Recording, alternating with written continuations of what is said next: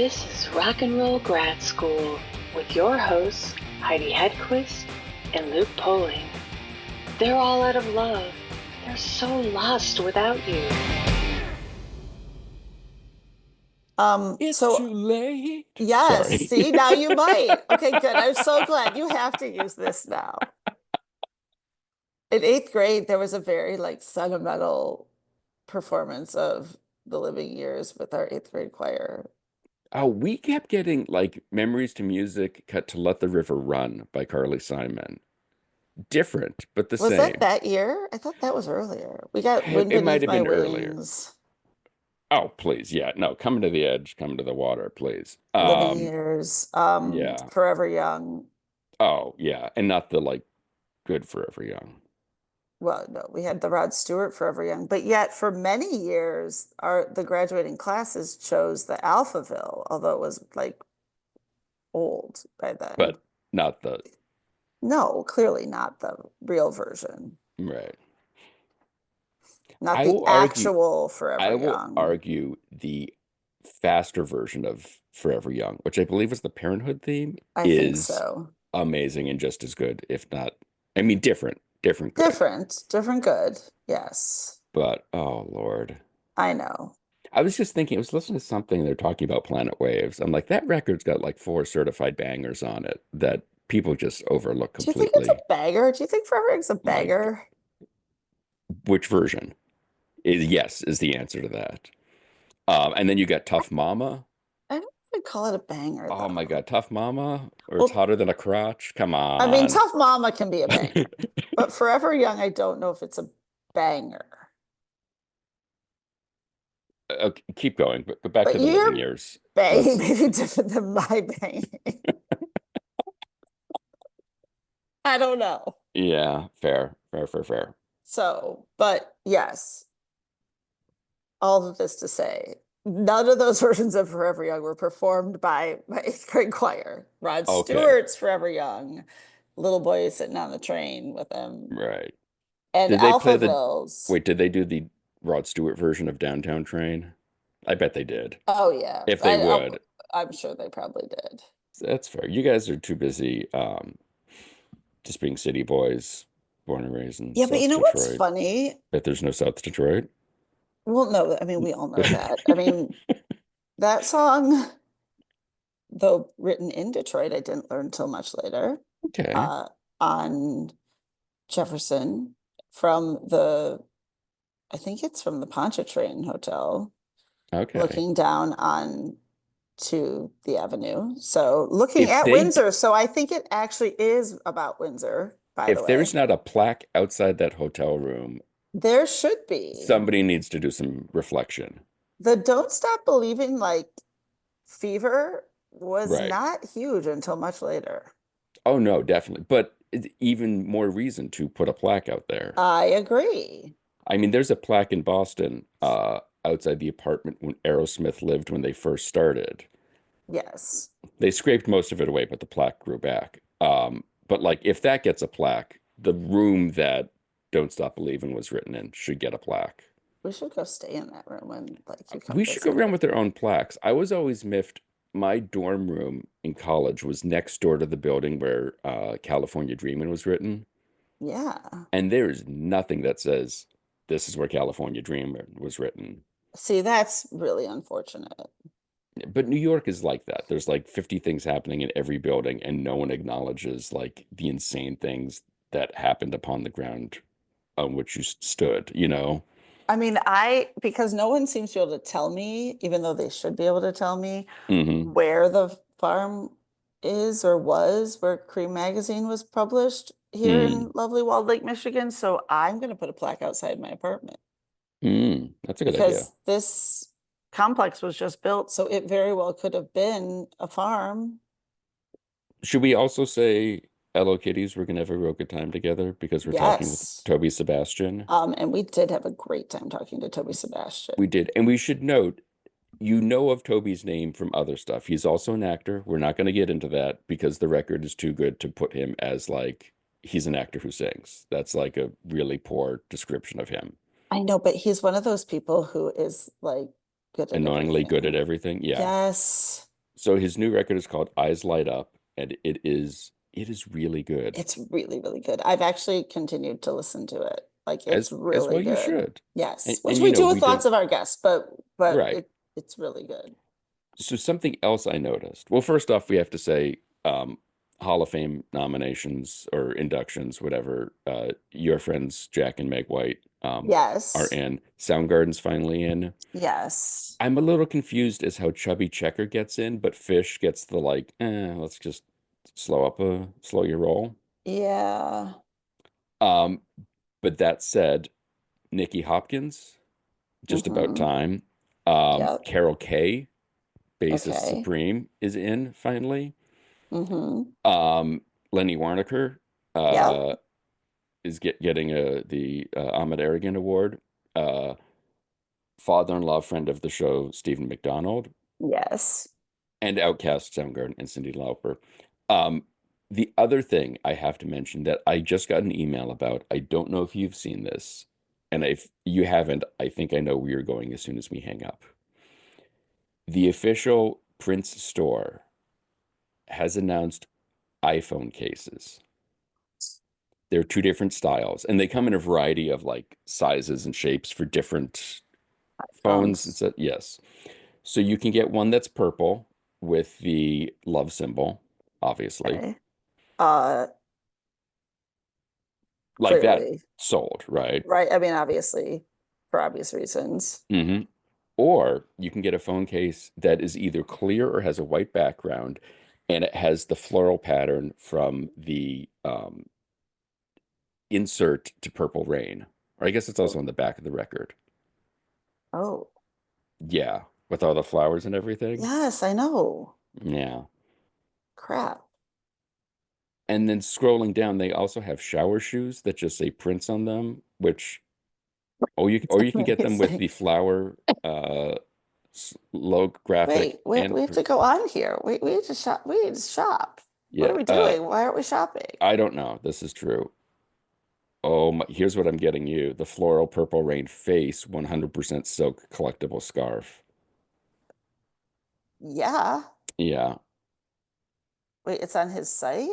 Uh I pulled it, I got it like the link from them, but it is store.prince.com. Oh, here's a Prince in the Revolution slip Wait, mat we can get 15% off. with friend of the show Brown Mark on your slip Yes. mat. Yes. Yes. Or you can get one that's the controversy cover. I can't believe Wait, what? we've wasted our time on Wait, there's pajamas. Prince don't wear no pajamas. Come on. I know, but we can. That's true. Yeah. There's tracksuits. Like he doesn't serve ribs, but No. Oh, the shower shoes are really cute. The slides. yeah. You The walk into ones with the any flowers. you walk into any gym shower, people give you some respect with those shoes on, right? Yeah. The Show up for your tie-dye sauna with hoodie. those. I mean, Um, the other one I yes. really liked, the tote bag that says peace and love and purple rain. Uh, wait, where are you? I don't need another tote bag. I Everyone need to, needs it. It's under accessories. yeah, I want to look at the phone accessories. Wait, the rain gear. Hold on a minute. hmm Is Wait. there something else under? Are Are you you on? kidding me right now? How Oh did you my not God, I lead with missed that. Purple Rain wellies? I missed that. That is amazing. Ooh, I want this. I Wait, the floral want, lined rain jacket? I only want to dance in my Purple Rain wellies. They have, this is what you need to get for the next friend who Oh has a my baby, God. a purple onesie with doves on it, and it says Prince. A duvet cover. Oh my Why God. did they not have that when my littles were little and not only sleeping when I played Purple Rain? There is, we have wasted our time on the Kiss website, clearly. Oh my God, I need these for London. You're gonna get this Purple Rain Revolution scoop neck t-shirt because it's got, Wait, what? yeah, it's got Prince in a big ass hat. You're gonna love that. Wait, there's so many things I want. I have the Mm-hmm. cover t-shirt. The Yeah, floral zip hoodie is so cute. I know, right? And it's like subtle. It doesn't Oh my God, scream. the Dove's infant onesie's the cutest thing ever.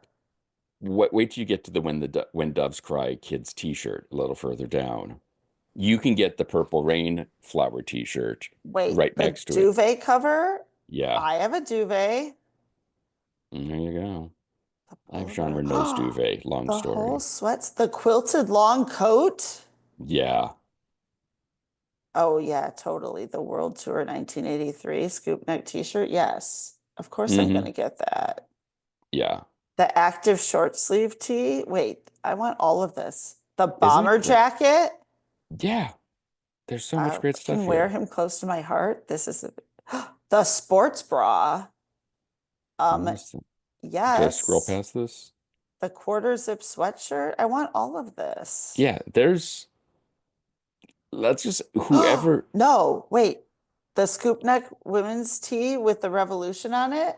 Is that yes, one? yes, that's the Oh, one. that is the one. I do want that. You Wait, would is it? totally wear that. I And it's will on wear sale. that. Wait, is it only an extra small? Damn It might it. be.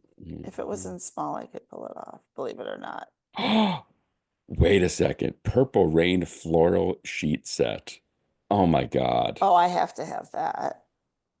That is Wait, I have amazing. to have purple rain sheets. Are you kidding me right That now? is As much amazing. as I pride myself in the texture and comfort of my bed, this is the greatest website ever. How did we miss this? Take me on a journey where we never leave. We can marvel in the wonder of what lies at our feet. Help me find tomorrow, but you say it's right here. When I close my eyes, your hands in mine. There's nothing that So I this is the fear. first album you've done in a while, and you've done a bunch of singles in Yep. the ensuing years.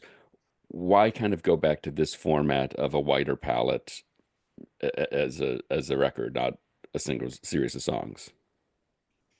Because I feel like I love albums to start with. I think for me, albums kind of can signify like or symbolize a chapter in time musically for an artist. And after, kind of however so many singles, I just felt like the next phase deserved kind of like, I suppose you could call it like, it kind of it deserved that kind of statement of the album. And I wanted to do it because the last time I did an album was in 2013. And unlike that time, this set of songs 100% represents where I am musically. And it's up to date, I suppose, with where I am. Yeah, because Uh, nothing really happened, both, I'm assuming, personally and in the greater scope of things since 2013. So you've kind of just been hanging out waiting for something to Right. happen to Yeah, no, nothing do. waiting for changes. something. Yeah, Yeah. waiting for something, Yeah, you know. yeah, clearly. And that was really clear. Clearly. Yeah. That was the whole purpose behind that. Um, no, I mean that record in 2013 was important to me, but it was actually really an album that I spent. So I left school for a record deal, a record opportunity. I was introduced to a producer in LA after I'd been writing around London for a year or so, and I met this producer, and we then were basically given the green light by the label to kind of make an album together.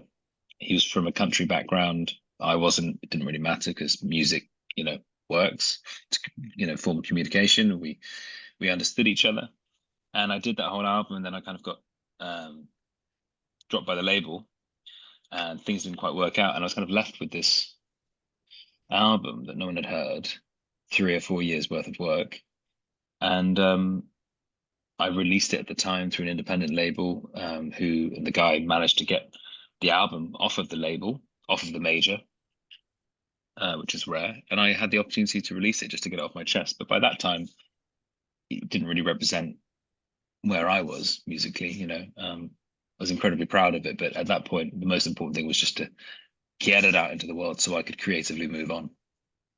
Is that hard trying to do that when you moved on? Like you said, you're proud of it, but you're sort of elsewhere then. It wasn't hard because I think that it wasn't like I was going to go on the road and go and tour it for 6 months of the year. I was merely just getting it out because I was proud of it. But I probably moved on less because of the type of music or because of the album, more just it was like a chapter or like an ending to a chapter that I had not seen coming. And so I was kind of over that moment of, you know, that kind of like that energy in that time, and I just wanted to move on and find the next exciting thing, you know. One of the things I love about this record, it's mainly an acoustic album, but there's a lot of percussion on it, or the percussion is very prevalent, which you don't usually hear on a lot of records. Is that something when you're writing that you're working with, that you're looping, that you're having someone play along with? Where does that come into the process? Because normally people are like, I've got an acoustic guitar, I can write a record, I can record this. But you've got this really interesting percussion throughout. It's not just one song, it's a multiples. Sure. I think that I wanted to, first of all, the man who produced it with me is a very good friend of mine, and his name is Matty Bembrick. He is a multi-instrumentalist, but he's particularly his main things are bass guitar and drums. He used to drum in Faithless years ago. You know, he's got a lot of experience. He's very, very good at what he does. So having someone who is a born natural percussionist and drummer, that helps, because he's going to hear things that a lot of people wouldn't hear. But also at the same time, you know, like it depends on the songs. Like there's a song, one of the songs, I Won't Leave You Behind. That's a song that I've had that idea for a long time. For like years. I finished it for this record to get it done. I felt like this song should go on this record. And when I was laying it down, you know, in the studio, I just basically we had a click. I put down my finger picking guitar part, put down a rough guide vocal, and then I kind of sat there and I clicked. You know, and I just did it into the microphone. I was like, let's give this a go. And it worked. It kind of like gave it this, it kind of guided, I feel like, the guitar throughout the entire thing. And obviously there are moments where the drums, you know, the drums then come in properly on that song and it builds up to a big middle eight.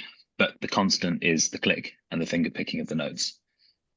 So some stuff just happened in the moment. I think most of it just kind of happened in the moment. We were kind of like vibing off each other energy wise, and it worked. Because it has such a great propulsive feel to it, like you said. Like it kind of just carries the song through and it doesn't feel, I feel like sometimes acoustic records, you feel like the time signature can kind of slip and move a little bit and not be 100% tight. And this just keeps you on a really interesting straight and narrow that I think really makes it stand out in a fun and interesting way. Yeah, absolutely. That was not necessarily the aim, but it's kind of ended up that way. Yeah, nice byproduct of it all. Mm. And I also noticed, when we get these press releases, you read them over, and there's a certain amount of hyperbole on all of them. But the one that we got sent for you, makes reference to singers and songwriters of the late 60s, early 70s, and then somehow puts Mark Bolan, Marvin Gaye, and Jake Bugg all on the same spectrum, which when you read that, you kind of lean back and go, all right, let's, you know, okay, we'll see about this. Yeah. And then you listen to the record and you're like, son of a gun, I hear the Mark Bolan. I hear it all there. Yes. I mean, that's such a disparate set of influences. Have you always listened to that much wide music? Have you always kind of drawn from those disparate elements? Yeah, I mean, I certainly do now, but I would say that all of those people, that's my parents.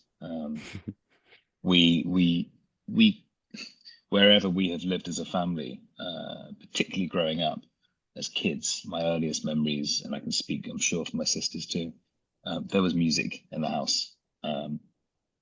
My dad loved Bowie, my mum loved soul. I mean, they both loved both, but we had it playing in the house all the time, all these different influences. We had Crowded House, we had the Beatles, particularly Revolver. I lived in Spain for 4 years with my family. We moved there when I was 7. Revolver, that record in particular, really feels like it was a soundtrack to those 4 years. And I'm sure we weren't listening to it solidly for 4 years, but in my bones, I feel that that album is so important. Every single song really hits me hard, particularly Here, There, and Everywhere. Crowded House, Beatles, David Bowie, Marvin Gaye, Al Green, Joni Mitchell, John Martin. John Martin is someone that my mum not discovered, but she kind of really started, you know, she knew who he was. She had heard some of his stuff. But when we moved back from Spain, so I was 11 now, or 12, 11 turning 12, we moved into a kind of our home had been renovated from, you know, a small bungalow into the dream house that my dad had always dreamt of making, and he basically made it himself and designed it himself. And we moved from Spain into that house, and my mum got into John Martin in a big way. We were listening to so many of his songs, and that was a sound that I'd never heard before. And I can hear, even though it was unintentional, I can hear his influence on a couple of the songs on the record. I can hear it in Eyes Light Up. I didn't intend for it to be that way, but I can hear it in Eyes Light Up. I can hear it in the phrasing on that song, you know, where it goes, I've taken some time. I'm a beggar in the money for your loving at night. You know, stuff like that. I didn't think about that when I was doing it, but instinctively from all those years of listening to all these people, it's I can't shake those influences. They're there, you know. But why would you? Why would you? Why would you ever? And I am No, quite. and we're very much obviously the same. All of us are of the same sort of love of all those influences. And I'm a Crowded House purist. Like I am obsessive. Like, and some of those songs are just so. It's hard to describe them. I mean, right? They wreck me. They just wreck me. Everything. You know, they would work. You know, their song. I think all these artists that we're talking about. I'd actually say particularly Crowded House. That's a band that if they released those songs today, I think they'd be huge. I know. Well, their most recent album is kind of taking off in the States in a way that they've never done anything since, you know, since Don't Dream It's Over, which is nothing like half the stuff, which I mean, it's an amazing song, don't get me wrong, but it's nothing compared to some of the ones I love more than anything, like Nails in My Feet. I mean, there's so much. There's so many, so many. But I heard Neil right away when I started. Good. I was like, good. And I'm surprised, and as I said to, you know, as I was just saying, like there are so many, I'm constantly being surprised by like so for example, you were just saying about, you know, you read this, you know, this sheet, and I'm also the type of person that if I see someone that like they're either sold by someone as multiple people who are like completely different ends of the spectrum, you're like, okay, you know, sure, like, right, okay, yeah, like, you know, that's the dream, right? But like Una is a song that I came up with the riff, you know, in 2018, and I can hear in Una, you know, I was singing the words and the melody with, and I wanted it to be as warm and kind of not deep in terms of like the notes. I just wanted it to be. I wanted it to be really, really full. Just a guitar and a vocal. I wanted it to sound really full and warm and cozy and to just give you a hug. And I was always singing at that point the guitar solo, which in the actual recording now, I sing it with the guitar playing at the same time. And I can hear the Bolan bit, and I can hear, you know, when it comes back down, there's like a choral bit where I basically, you know, tracked, like there's like 6 of my vocals singing, you know, different parts of the same words. And I can hear all the elements like of the stuff I grew up listening to. Not only that, not stopping there, but also the stuff that I continue to listen to, or the stuff that I've found independently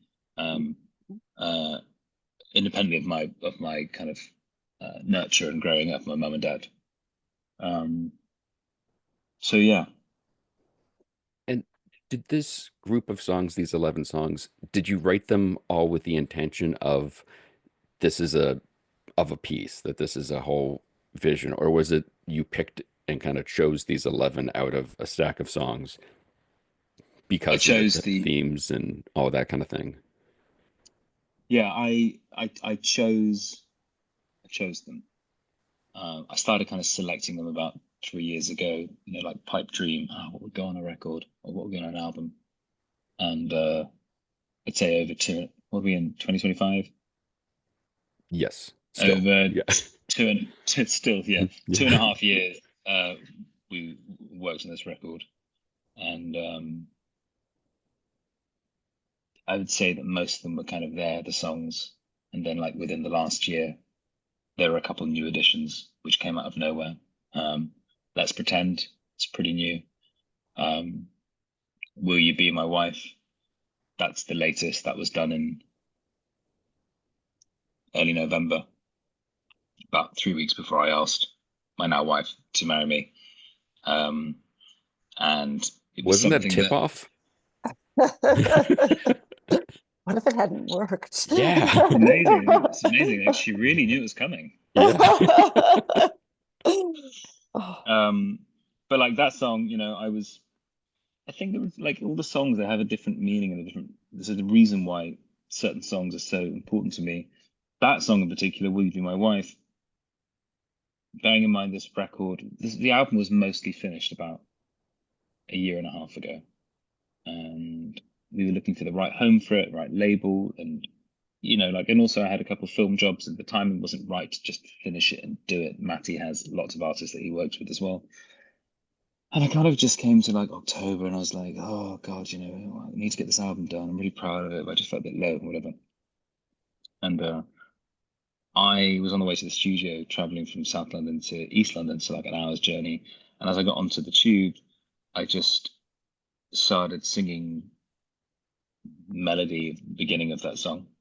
And I just had this idea in my head straight away. I was like, this song is going to be like a guy who's been reflecting and, you know, he's been thinking about all the good things in this relationship.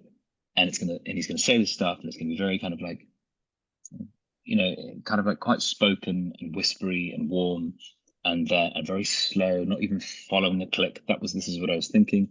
And then I was like, and then it's gonna stop and it's gonna come into like a mega guitar riff, which is gonna build and build and build and build and then take off in this kind of Paul Simon-y, happy Kwarangabin energy. And we're gonna have horns and it's gonna be, in my mind, I was like, it's gonna be Hamlia, which is a song I released in 2019, part 2. And by the time I got to the studio, I said to Matthew, I was like, you know, I'd gone from like no energy in the morning, oh, I've got to finish this album, to like being on the tube and like, oh my God, you know, get me to the studio. Got there and I was like, I've got this idea, follow my lead. He's like, yeah, dude, let's do it. I was like, I think this could be the end, you know, the finisher of the album. I think this could tie the whole thing in like a celebration of joy and love. And then, you know, like 3 hours later, 4 hours later, it was not only written, but it was finished production wise. And that was kind of like the final thing to finish the album. So they all have, you know, they all have a meaning behind them, and they're all very important to me. What that idea of writing songs about joy and love, it seems kind of revolutionary to try to put something so positive out there. You know, as an artist, there's a lot of sort of, it's so hard being me, and this world is awful, and all things that are very, very true. Um, but to really focus on like the good stuff. Is that sort of always what you're looking for when you're writing, or is it a little bit of, is that bucking the trend of how you usually work and what you're kind of usually focusing on? Don't really follow a trend, I have to say. I mean, like, there's not a lot of none of it's really deliberate, I suppose. Like, this album could have ended up being a sad album as well. You know, like Hmm. it's just that those songs were there was a collection of songs that they're like kind of like golden nuggets. They're like the things, the ideas that I hold on to. And sometimes if they pass the 5-year mark, then I know at some point I'll be getting them out. And I wanted to make an album that represented me entirely, my influences, what I was listening to now, but also what I've always listened to, and the bits that my mum and dad showed me that I loved, or the bits that my sisters have shown me that I've loved. I wanted to make an album that showed all of that, but also I wanted it to be on some level cohesive. I don't think it matters nowadays as much as it used to for an album to be massively cohesive, because most people don't listen to albums, sadly. But for myself, I wanted to, as an artist, this album I wanted to be taken seriously, and I wanted the songs to sit well with each other. I wanted there to be a flow. It just so happened that a lot of them are very happy. And I just wanted it to be a road tripping album. And I wanted also, if possible, which not all songs, this won't be possible for all the songs, but I wanted as many songs as possible to be able to be relatable to anyone. Daddy Daddy, one of the songs on there, it's not a song about my dad. It's not a song about anyone's dad. It's more a metaphor. It's meant to be a place or a person that provides comfort in one's life that you are far away from.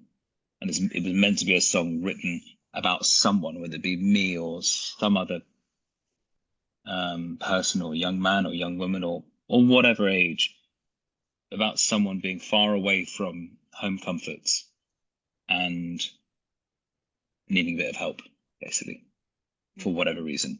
I didn't want it to be too specific. I wanted as many people to be able to relate to it as possible. It just so happened that Daddy Daddy, I thought I really enjoyed the sound of it, and I enjoyed, there's a lot of songs kind of that, like calling out for help, whether it be like, talk about a mother or a mum or a mother figure, or I really liked that. And so I went with it. It didn't need to have a giant meaning behind it, and it didn't need to be personal to me. So I wanted to make an album that was the perfect road tripping song, but also that could relate to as many people as possible. It's interesting in talking about these songs, at least two of them, you've sort of described the character of who the song is about, who you're singing it to.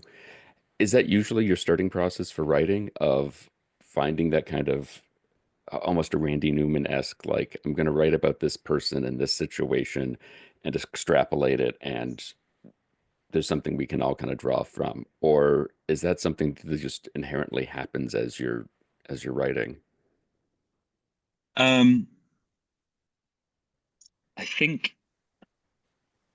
I probably, on the most part, I really enjoy writing without having to make it about me. I quite like daydreaming and imagining. It's quite freeing for me. So I don't intentionally do it, but I probably enjoy it more so, a little bit more so, than writing about myself all the time. The song Una, I always imagined when I first came up with Una, I was just making a sound. But for me, Una, I always imagined an image of like a sailing boat out on the sea, out on the water with the sunshine, whether it be a sunset or a sunrise, and I always imagined Una being a woman, kind of like, at the front of this boat, on her way to escape something that has, not been so great, and kind of like on her way to freedom, and, living in the moment. And it's something I like to do. It's a bit like, I started writing a TV show a couple of years ago, and it's the first time I've ever done it. normally, obviously, I'll audition for something, and if I get the job, I'll then be given the script, someone else's baby that they basically trusted me to come in and portray one of their characters. But what I found in writing for myself is it's so freeing and rewarding, whatever happens to the script, because at the end of the day, it's not really completely in my control. But the actual writing of it and stepping away from Toby is it's quite magical. It's like there's no rules. So yeah, I do thoroughly enjoy it. I wrote, so I've got a song called Midnight, which one of my sisters sang on. Midnight, my only intention for Midnight was to make a song that was as late night, kind of after hour bar home vibes. I wanted there to be a feeling of love and kind of excitement and a longing to be with someone, to have a dance with someone.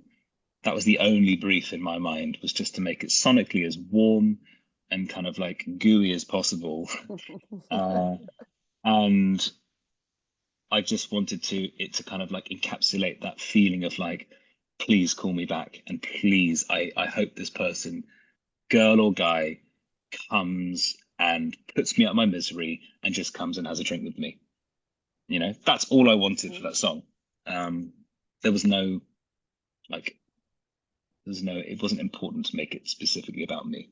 Obviously, I was drawing on my, like, you know, my experiences where I've had that, you know, in my adult life, but that was kind of the brief in my eyes. It's like, just make it a song that other people might play and think about these things too. Which everyone has had that feeling. Oh, good. In some capacity. Good. That's what I like to hear.